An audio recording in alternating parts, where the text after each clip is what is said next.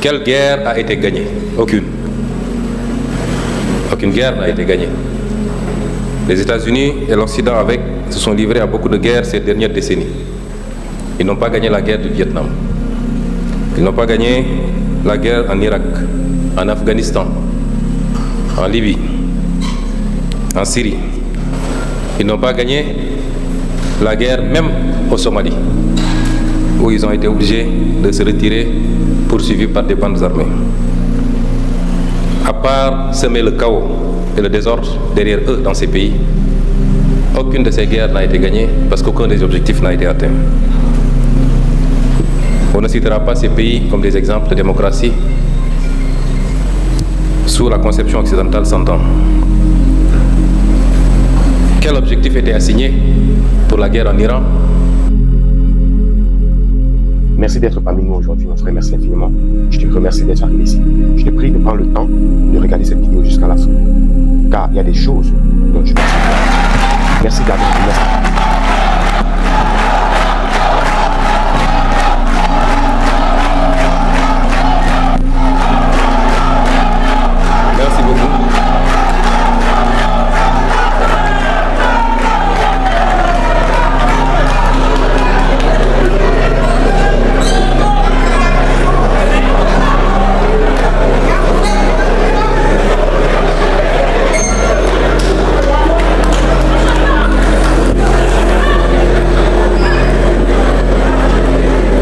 Merci beaucoup. Chers participants, il paraît que le président Donald Trump aime à demander à tous ceux qu'il rencontre s'il méritait qu'on lui décerne le prix Nobel de la paix. Je pense qu'il n'y a pas à répondre à cette question. La seule qui veille d'être posée en termes de réponse, c'est de se demander est-ce que depuis 1 an qu'il est au pouvoir, à la tête de la superpuissance que sont les États-Unis, est-ce que le monde est plus sûr? Est-ce que le monde est plus stable? Est-ce que le monde est en paix? Et si la réponse est négative, quelle est sa responsabilité exclusive par rapport à cette déstabilisation du monde qui apparemment est devenu dangereux pour tout le monde, y compris pour lui-même? Imposer la démocratie, M. Boniface l'a rappelé, les logiques internes et nationales ne s'imposent pas de l'extérieur. Enlever des présidents en fonction, les enlever pour les exfiltrer et les soumettre à votre justice ne relève pas de la démocratie, si cela devait s'entendre en termes de droit international. Quelle guerre a été gagnée? Aucune. Aucune guerre n'a été gagnée. Les États-Unis et l'Occident se sont livrés à beaucoup de guerres ces dernières décennies. Ils n'ont pas gagné la guerre du Vietnam. Ils n'ont pas gagné la guerre en Irak, en Afghanistan, en Libye, en Syrie. Ils n'ont pas gagné la guerre même au Somalie, où ils ont été obligés de se retirer, poursuivis par des bandes armées. À part semer le chaos et le désordre derrière eux dans ces pays, aucune de ces guerres n'a été gagnée parce qu'aucun des objectifs n'a été atteint. On ne citera pas ces pays comme des exemples de démocratie sous la conception occidentale s'entend. Quel objectif était assigné pour la guerre en Iran? C'était de remplacer un régime, cela n'a pas été fait. Le même régime est dans sa version la plus radicale, la plus dure, va continuer et les États-Unis sont obligés de discuter et de négocier avec ce régime. Réduire les capacités balistiques de l'Iran, ça n'a pas été atteint. Imposer à l'Iran de renoncer à tout programme nucléaire, civil comme militaire, n'est pas un objectif atteint. Aucun des objectifs n'a été atteint et pourtant le monde est plongé dans un chaos que rien ne justifie. M. Trump n'est pas un homme de paix, c'est un homme de déstabilisation du monde.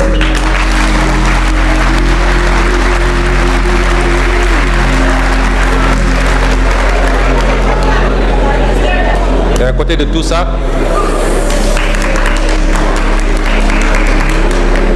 faudrait-il ajouter de regretter le comportement de l'autre frange occidentale, donneur de leçons devant l'Éternel. Dès le début des hostilités, tous les régimes occidentaux ont fait des déclarations pour déplorer la violation du droit international et de l'ordre international. Mais ça se limite à ça.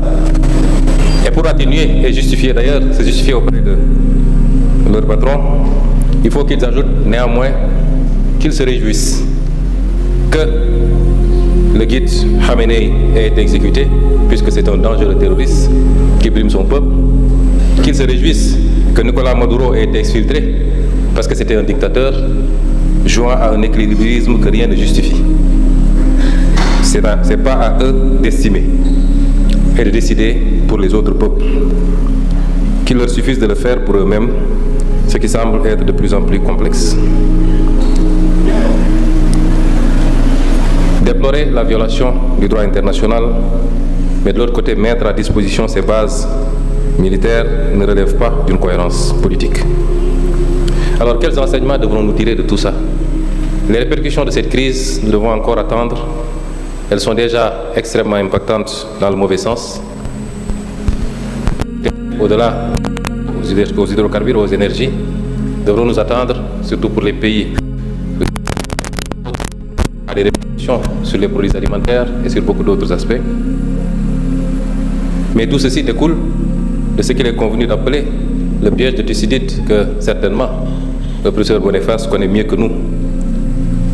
Make America Great Again signifie simplement la prise d'une conscience que la seule superpuissance qu'on était en train de perdre du terrain, pour ne pas dire sa première place face à la montée en puissance d'autres blocs, et particulièrement la Chine.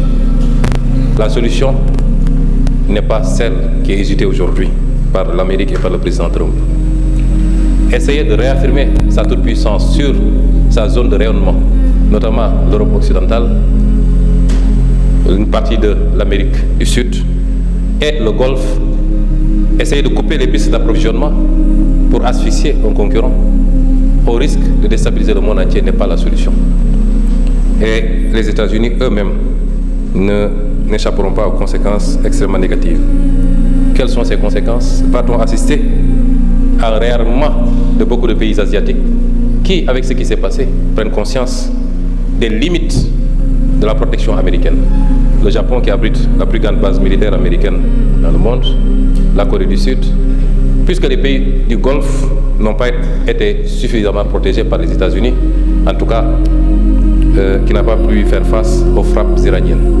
Est-ce que des pays qui ont les capacités de se réarmer, y compris sur le plan nucléaire, vont continuer à confier leur sécurité, ou une partie de leur sécurité, aux États-Unis d'Amérique, face à la montée en puissance de la Chine? C'est une question auquel peut-être les chercheurs répondront, ou l'histoire à venir. Va-t-on assister à la fin du pétrodollar, qui est le système qui a été assis au lendemain de la Deuxième Guerre mondiale, sur la base de l'exploitation des énormes ressources pétrogazières des monarchies du Golfe, mais avec des investissements extrêmement importants et une solidification du dollar comme monnaie d'échange internationale? L'histoire nous l'apprendra très bientôt. Ce que je veux dire par là, c'est que M. Trump a exactement le contraire de ce qu'il cherchait en déclenchant cette guerre. Quelles conséquences ou quels enseignements pour nous Africains? L'Iran vient de nous démontrer. Je ne suis pas là pour juger en bien ou en mal le régime iranien. Mais l'Iran nous a démontré que lorsqu'un peuple croit en lui-même, croit à ses capacités, lorsqu'il est convaincu d'être une civilisation forte, ancrée sur des valeurs endogènes, eh bien, ce peuple peut résister à tout. Et l'Iran vient de nous le démontrer. Quel enseignement également pour l'Afrique? J'y reviendrai. Monsieur le Président de l'Assemblée nationale, Monsieur le ministre de la Culture,